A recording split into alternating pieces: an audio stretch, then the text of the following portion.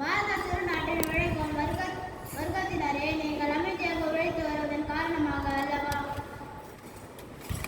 பாபிலோனியா, பாரசீகம், Alexandria, Greece, Rome, Venice, Genoa, Baghdad, Samarkand, Spain, Portugal, France, Denmark, Holland, England ஆகியவை ஒன்றாக ஆதிக்கமும் வளமும் பெற்று உயர்ந்தன. ஆனால் நீங்கள் உங்களை பற்றி யார் கவலைப்படுகிறார்கள்? உங்கள் முன்னோர்கள் சில தத்துவ நூல்களை எழுதினர், சில காவியங்களை உருவாக்கினர், சில கோயில்களிலும் கட்டிவிட்டனர்.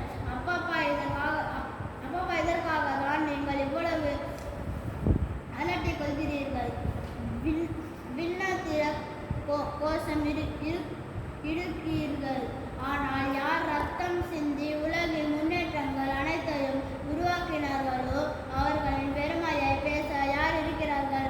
உலகை வென்றவர்களாகிய மத வீரர்களே, போர் வீரர்களே, காவிய வீரர்களே உலகம் கண்டு கொள்கிறது, போற்றி பாராட்டுகிறது.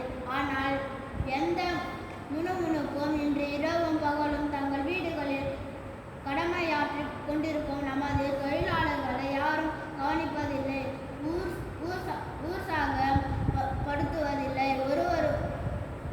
ஒவ்வொருவரும் அவர்களை வெறுக்கின்றனர். ஆனாலும் எல்லையற்ற பொறுமையுடனும் அன்புடனும் தளராத ஊக்கத்துடனும் செயல்படுகிறார்கள். இது வீரம் இல்லையா? மகத்தான பணி கையில் கிடைத்தால் பலரும் வீரத்தை காட்ட முடியும். கைத்தட்டவும் பாராட்டவும் பலர் இருந்தால் கோழை கூட மகத்தான தியாகம் செய்ய தயாராக இருப்பான். கடைந்தெடுக்க சுயநலமும் பற்றற்றவன் ஆவான். ஆனால் பார்க்கவோ கேட்கவோ யாரும் இல்லாவிட்டாலும் மிகச்சிறிய வேலைகளில் கூட தன்னலமின்மையையும் கடமையுணர்வையும் வெளிப்படுத்துபவன் இருக்கிறானா? அவன்தான் பேறு பெற்றவன். அழுத்தி நசுக்கப்பட்டு கிடைக்கின்ற பாரதத்தில் உழைக்கும் வர்க்கத்தினரே, நீங்கள் இவ்வாறு தான் செயல்படுகிறீர்கள். உங்களை